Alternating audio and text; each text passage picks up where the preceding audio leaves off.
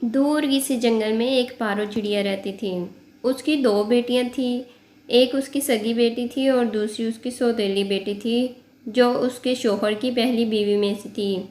मीना की माँ एक एक्सीडेंट में मर गई थी। उसने जब से होश संभाला था, पारो को ही अपनी माँ की शक्ल में पाया था। और कुछ ही अरसा बाद उसका पापा भी उसे छोड़कर जा चुका था। वो बहुत चुप चुप रहती थी।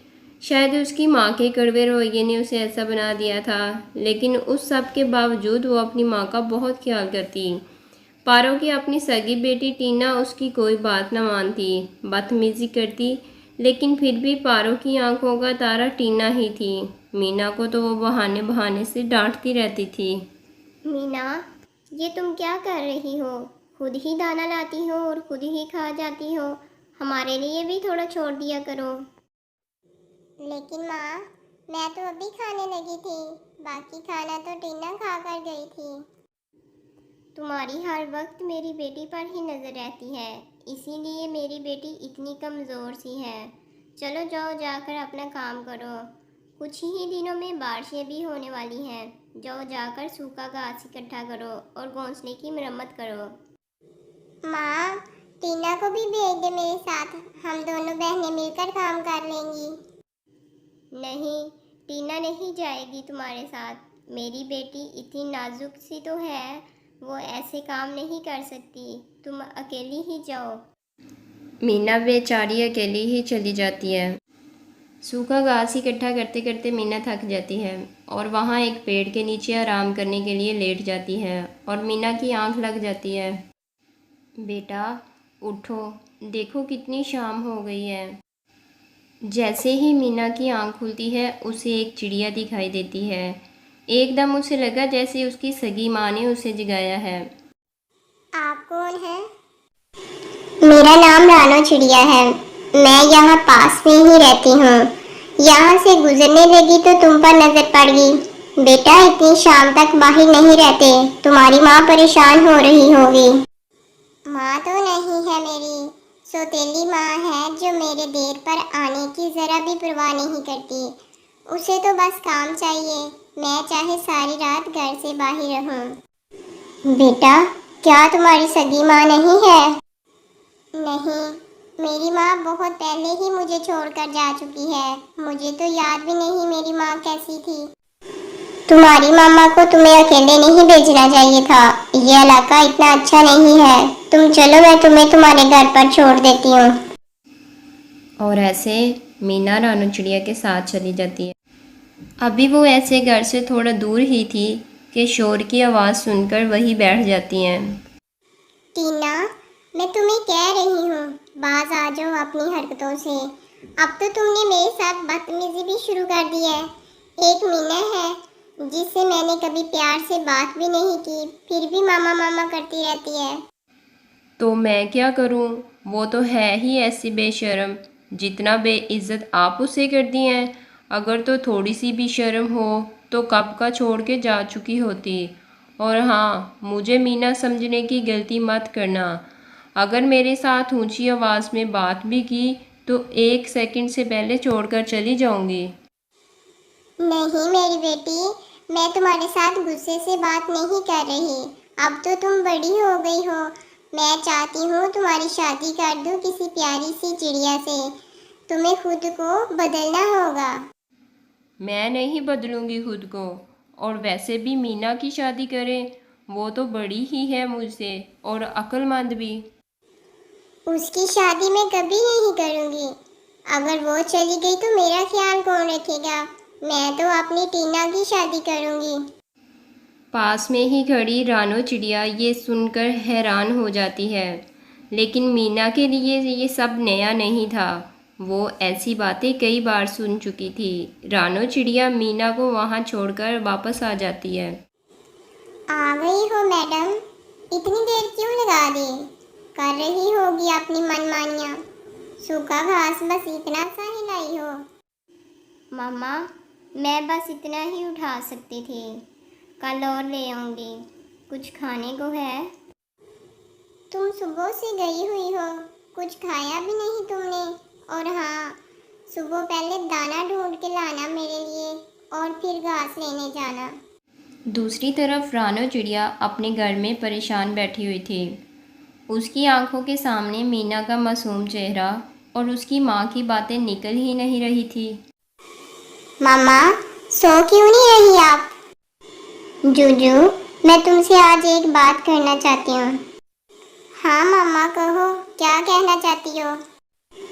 मैं सोच रही हूँ मैं तुम्हारी शादी कर दूँ। लेकिन मामा, इतनी अचानक, वो क्यों? फिर रानो चिड़िया जूजू को पारो के बारे में सब बताती है। लेकिन माँ, अगर मीना की माँ उसके साथ इतना बुरा सलूक करती है तो मीना छोड़ दे उनको। बेटा, मुझे मीना की यही बात तो अच्छी लगी है। उसकी माँ का रवैया उसके साथ इतना गलत है, फिर भी वो उसकी खिदमत कर रही है। बेटा सोचो, वो इतनी अच्छी है और तुम कितने खुश रहोगे जब वो तुम्हारी बीवी बनेगी। मामा, मुझे कोई एतराज नहीं है। उसकी माँ कभी नहीं मानेगी।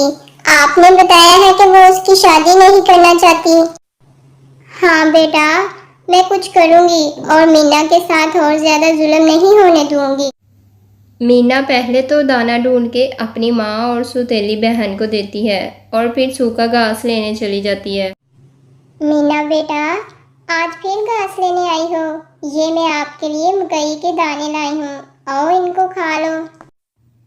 आंटी, आप ऐसे ले आई हैं, कुछ न कुछ ढूंढ कर खा लेती।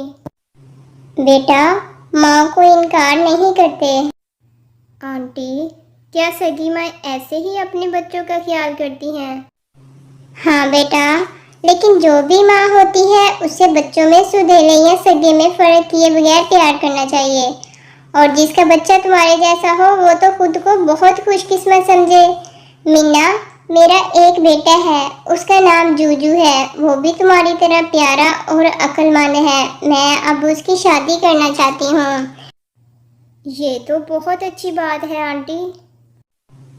और मैंने एक सुंदर सी चिड़िया भी ढूंढी है, वो तुम हो मेरी बेटी। लेकिन आंटी, आप जानती हैं मामा कभी नहीं मानेगी। बेटा, अगर वो नहीं मानती तो ना सही, अब तुम बड़ी हो, अपने फैसले खुद कर सकती हो। लेकिन आंटी, मैं उनको दुखी नहीं करना चाहती, सामने इजहार नहीं करती, लेकिन उनको इस बात का अंदाज़ा है कि उनकी सगी बेटी से ज़्यादा मैं उनका ख्याल करती हूँ और मैं उनका ये मान कभी नहीं तोड़ूंगी। बहुत अच्छा मेरी बेटी, मुझे तुमसे इसी बात की उम्मीद थी। मैं तुम्हारी माँ को मनाऊंगी। और फिर रानू चिड़िया अपने घर और मीना चिड़िया सूखा घास लेकर अपने घर चली जाती। अगले दिन रानू चिड़िया मीना के घर आती है। बहन, मैं यहाँ पास में ही रहती हूँ। मेरा एक बेटा है, बहुत सुंदर और समझदार है। मैंने आपकी बेटी को देखा है, मुझे वो बहुत अच्छी लगी थी। मैं चाहती हूँ कि अपने बेटे की शादी उससे कर दूँ। हाँ हाँ, मेरी बेटी भी बहुत सुंदर है, मैं अभी बुलाती हूँ। टीना, टीना बेटा इधर आओ। नहीं बहन, मैं मीना की बात कर रही हूँ। लेकिन मीना शादी नहीं करना चाहती। आप टीना को देखना, वो मीना से भी ज्यादा खूबसूरत है। लेकिन मुझे पसंद ही मीना है। तो फिर आप जा सकती हैं। लेकिन बहन, वो भी तो आपकी ही बेटी है, आपका इतना ख्याल करती है, टीना से ज्यादा आपको चाहती है। अच्छा, तो ये मीना की बच्ची घास ले जाने के बहाने तुमसे जाकर मिलती है और हमारी चुगलियां लगाती है?